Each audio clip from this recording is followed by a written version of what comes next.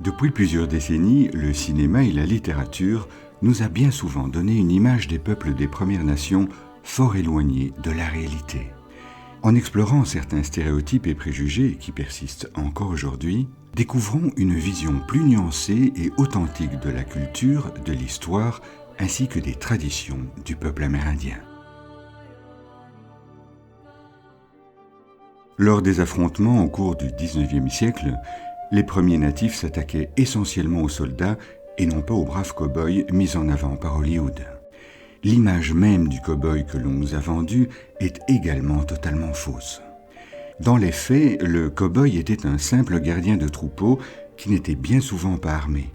La plupart d'entre eux étaient noirs, métis, mexicains et même parfois amérindiens. En effet, lorsqu'ils furent chassés de leurs terres, certains autochtones, comme les Apaches, se sont mis à élever du bétail, devenant ainsi de véritables cow-boys. Il est bien sûr faux de penser que tous les Amérindiens se ressemblaient. Les boîtes de jeux Playmobil envoient aux enfants une image bien naïve des premiers natifs. L'idée d'un guerrier portant une coiffe de plumes d'aigle et vivant dans un campement composé de tipis et de totems est non seulement fausse, mais nous donne une vision stéréotypée des peuples autochtones. En effet, il existait plus de 600 tribus et nations avec des langues et cultures souvent fort différentes. Les Occidentaux ont rapidement choisi de créer une catégorie fourre-tout que l'on appelle aujourd'hui les Indiens des plaines, en y mêlant toutes sortes d'éléments comme les totems qui n'existaient pourtant que dans le nord-ouest du Canada. L'exemple du spectacle Wild West Show de Buffalo Bill, joué dans toute la France au début du XXe siècle, contribua certainement au développement de cette vision largement stéréotypée. Même les noms de certaines tribus sont de pures inventions des Européens. Le terme Sioux, par exemple, englobe à lui seul la tribu des Lakota, des Dakota, mais aussi des Nakota. L'effondrement radical de la population amérindienne d'Amérique du Nord ne s'explique pas par la seule destruction, certes substantielle, des Européens, mais bien davantage par l'introduction des maladies du vieux continent totalement inconnues outre-Atlantique, comme la variole, la grippe et même le rhume. La communauté amérindienne passera ainsi de 7 millions d'habitants au XVe siècle à 500 000 au début du XXe siècle, soit plus de 90% de la population décimée du seul fait des épidémies provoquées par l'arrivée de l'homme blanc. Il est faux de penser que tous les premiers natifs étaient nomades et vivaient dans des tipis. Hormis les tribus des plaines qui se déplaçaient au fil des saisons, les peuples des Premières Nations établissaient de véritables villages. En effet, bon nombre de tribus pratiquaient alors l'agriculture, vivaient dans des maisons et avaient fondé des villes importantes. Situé dans l'Illinois, le peuple Cahokia vivait dans une cité si étendue au XIIe siècle qu'il fallut attendre près de 600 ans pour qu'une ville comme Philadelphie atteigne la même taille sur le territoire américain. En réalité, la vision de l'Amérindien nomade fut entretenue par l'homme blanc car elle présentait l'établissement des colons comme une conquête et non pas comme une invasion, puisque ces terres étaient censées ne pas être exploitées. Notons que paradoxalement, c'est l'arrivée des Européens avec leurs chevaux qui conduisit certains peuples, comme les Cherokees, à devenir nomades. La pratique consistant à arracher une partie du cuir chevelu de son ennemi est devenue emblématique chez les guerriers amérindiens sauvages des premiers westerns hollywoodiens. En fait, ce geste, loin d'être courant, était essentiellement pratiqué par la tribu des Mohawks. Le but était de priver l'accès au paradis de son ennemi, étant donné que c'est par la chevelure que le grand esprit l'y emmenait. En réalité, si la pratique du scalp s'est répandue à l'arrivée des Européens, eh bien c'est parce que les chasseurs de primes, qui étaient rémunérés pour tuer les Amérindiens, se servaient des scalps comme preuve de leur crime pour se faire payer. Cette coutume fascina tellement les Européens du XIXe siècle que l'on retrouve dans quantité de romans d'aventure de l'époque des Apaches et des Comanches scalpant quantité de pauvres colons.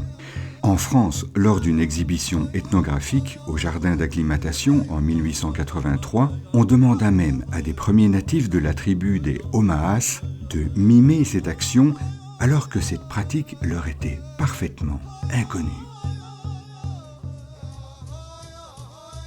Lors des premiers contacts avec les peuples amérindiens au XVIe siècle, les Français et les Anglais furent en réalité plutôt bien accueillis par les communautés locales. Aujourd'hui disparus, les Beothuks vivant dans la région de Terre-Neuve échangeaient volontiers des objets en métal contre des fourrures de castor, tandis que les pèlerins anglais arrivés à bord du vaisseau Mayflower en 1620 furent sauvés d'une mort certaine par les Wampanoags. Ces derniers contribuèrent en effet à sauver les colons de la famine en leur offrant de la nourriture ainsi qu'en leur apprenant à pêcher, chasser et cultiver du maïs.